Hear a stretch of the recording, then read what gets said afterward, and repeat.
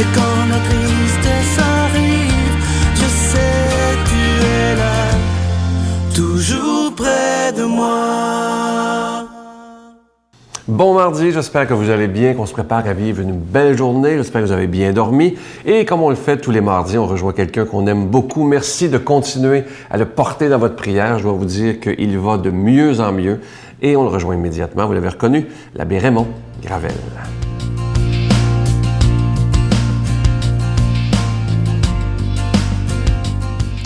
Bonjour. Aujourd'hui, c'est la parabole de la procession au flambeau.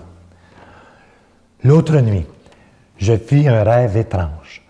Je me voyais sur une colline, surplombant la ville. C'était le soir, il y avait une grande fête populaire. Les gens circulaient sur la rue principale avec des flambeaux à bout de bras. Les uns avaient des flammes importantes et très brillantes dans la nuit, tandis que d'autres avaient des flambeaux à peine allumés. Et ce qui était le plus surprenant, c'était de voir des gens circuler avec des flambeaux éteints. Comment expliquer que des gens puissent participer à une procession au flambeau, mais avec des flambeaux éteints?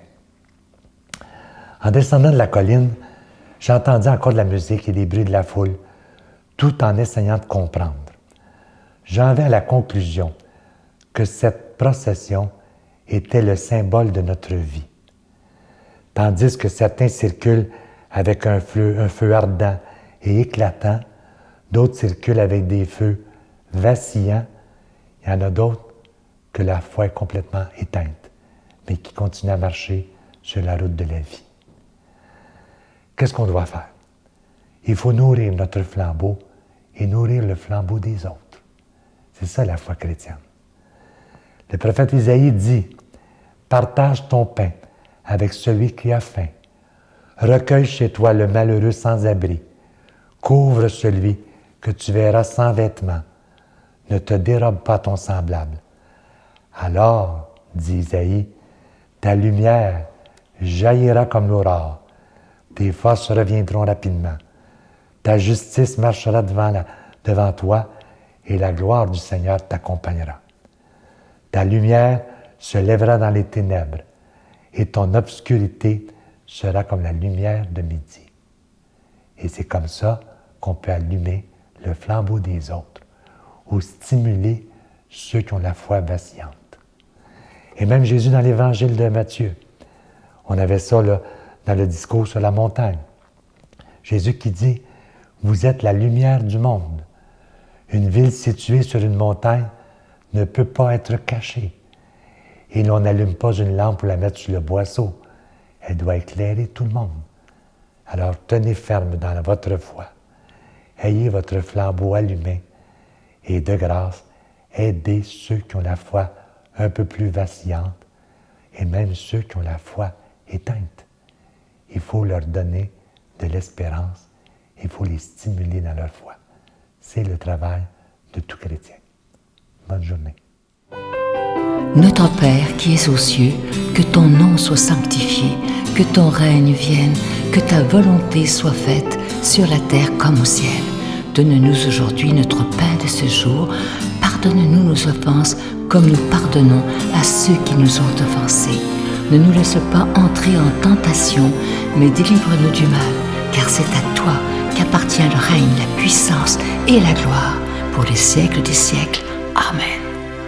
Je suis tellement content de vous parler de ce beau cadeau du mois, une exclusivité de la Victoire de l'amour. Vous savez, depuis bientôt un an, je vous parle beaucoup du psaume 23 qui, moi, a changé ma vie totalement. Vous êtes des milliers à m'avoir même écrit sur Facebook et de toutes les façons pour me dire à quel point ce psaume est en train de changer votre vie. On a pensé de faire un beau pendentif argenté qui est gravé dessus, évidemment, le psaume 23 des deux côtés.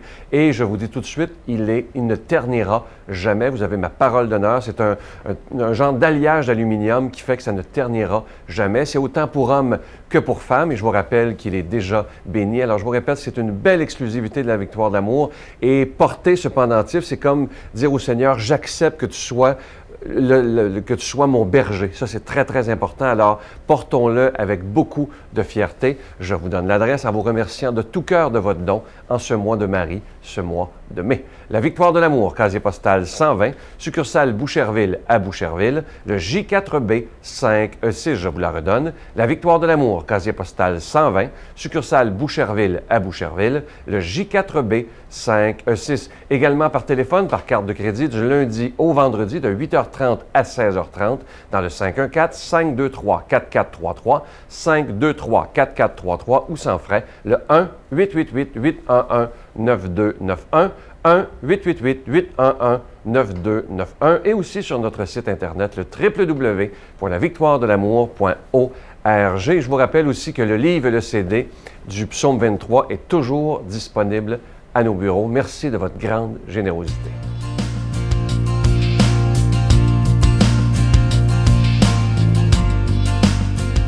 Mon Dieu, donnez-moi la sérénité d'accepter les choses que je ne peux changer, le courage de changer les choses que je peux et la sagesse d'en connaître la différence. Amen.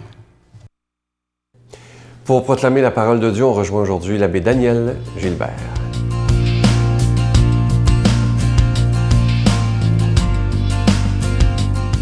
Évangile selon saint Jean. Après la multiplication des pains, la foule dit à Jésus, « Quel signe vas-tu accomplir pour que nous puissions le voir et te croire? Quelle œuvre vas-tu faire? Au désert, nos pères ont mangé la manne.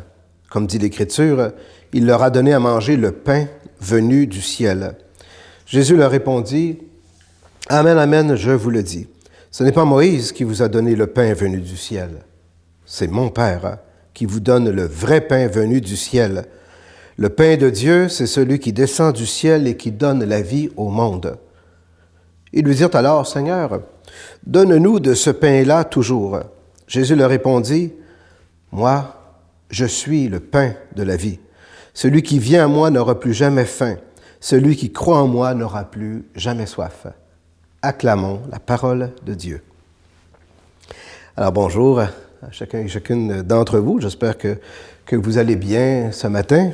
Vous savez, on est toujours dans le temps de Pâques, où la bonne nouvelle de la résurrection continue de nous éclairer. L'Évangile de ce matin fait référence à un événement qui s'est déroulé du vivant de Jésus, bien sûr, la multiplication des pains. On se souvient que les gens avaient été émerveillés d'avoir, comme ça, gratis, du pain en abondance.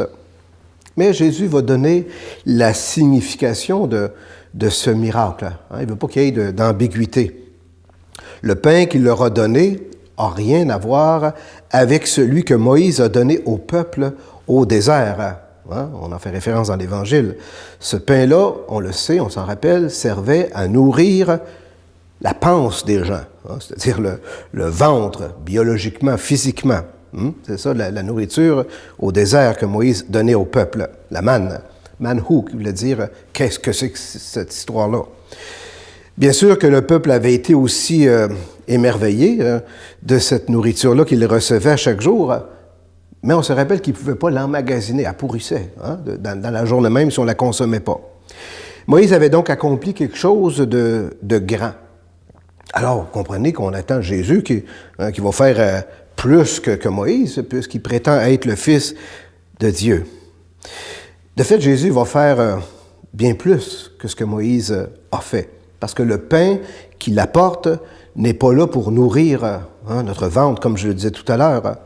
Jésus, c'est pas un boulanger qui nous a concocté une recette miracle d'un pain là, qui va nous nourrir à tous les jours, là, physiquement. Non. Le pain dont il est question, c'est une nourriture nouvelle, inédite.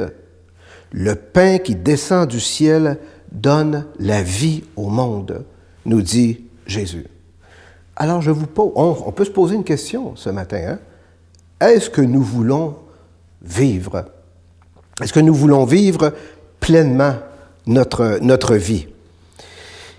Et si on veut vivre pleinement notre vie, puis je pense bien que c'est le cas de tout le monde, alors où est-ce qu'on va aller puiser la source de notre vie? Alors c'est là que la parole devient percutante. Moi, je suis le pain de la vie. La bonne nouvelle pour nous autres. Jésus est lui-même le pain que Dieu donne au monde pour renouveler la vie en nous. La vie de ceux et celles qui mettent leur foi en Jésus, en sa parole. Et pourtant, vous remarquez, on cherche toujours ailleurs ce qui peut combler nos soifs les plus profondes. Eh bien, Jésus nous aurait dit que celui qui vient à lui n'aura plus jamais faim. Celui qui croit en lui n'aura plus jamais soif. Ce serait extraordinaire, hein? On aurait plus besoin de faire notre épicerie puis toujours être en train de boire de l'eau. Hein? Non, cette bonne nouvelle, elle peut être dure à comprendre si on ne met pas notre foi en Jésus, si on n'essaie pas de voir qu'est-ce que Jésus est en train de nous dire. Il nous dit que l'être humain, c'est pas juste un être matériel qui a besoin de consommer, hein, et puis d'avoir des affaires, puis d'avoir des choses. Non, l'être humain est fait pour bien plus grand que ça. Hein. Saint Augustin il le disait, hein, notre cœur il est fait pour Dieu. Hein, puis notre cœur ne trouvera pas la paix tant qu'il ne reposera pas en Dieu. Et reposer en Dieu, eh bien Jésus nous indique le chemin. Hein, c'est d'écouter sa parole, de l'accueillir lui comme étant cette nourriture spirituelle qui descend du ciel, c'est-à-dire qui vient d'ailleurs, mais qu'on peut rencontrer, qu'on peut goûter, qu'on peut connaître, parce que Dieu vient vivre en nous par la foi qu'on met en Jésus. Alors si Dieu vit en nous, ben là, la vie va éclater. La vie va éclater parce que Dieu, il est la source même de la vie. Moi, je suis le pain de la vie. Mettez votre confiance en lui.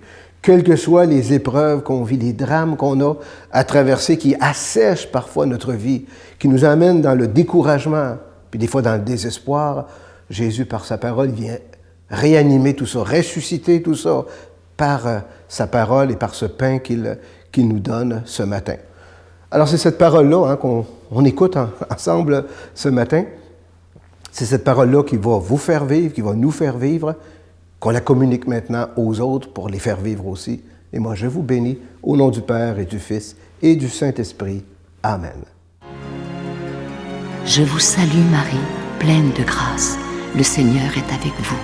Vous êtes bénie entre toutes les femmes, et Jésus, le fruit de vos entrailles, est béni.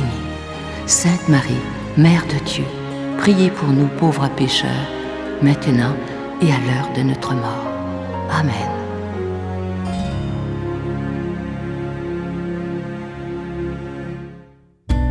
Dans le cadre du 350e anniversaire de Notre-Dame de Québec, la Victoire de l'Amour vous invite à une retraite tout à fait spéciale sous le thème « La puissance de la prière », en compagnie de l'abbé Raymond Gravel, l'abbé Robert Lemire, Jean-Marc Chaput, Sœur Angèle, Sylvain Charon et en chanson Miguel Padilla.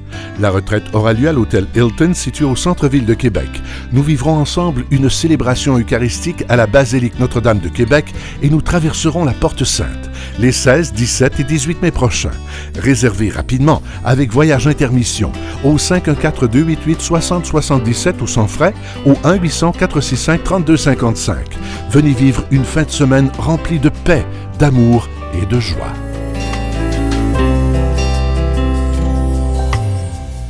Je vais vous laisser avec une très belle pensée qui dit ceci, c'est de Saint Augustin, c'est magnifique. À force de tout voir, on finit par tout supporter. À force de tout supporter, on finit par tout tolérer. À force de tout tolérer, on finit par tout accepter. Et à force de tout accepter, on finit par tout approuver. C'est donc vrai, pourtant ça fait très longtemps que ça a été écrit par Saint Augustin, mais c'est donc vrai. Je vous souhaite une belle journée. Prenez soin de vous et moi, je vous attends demain. Bye.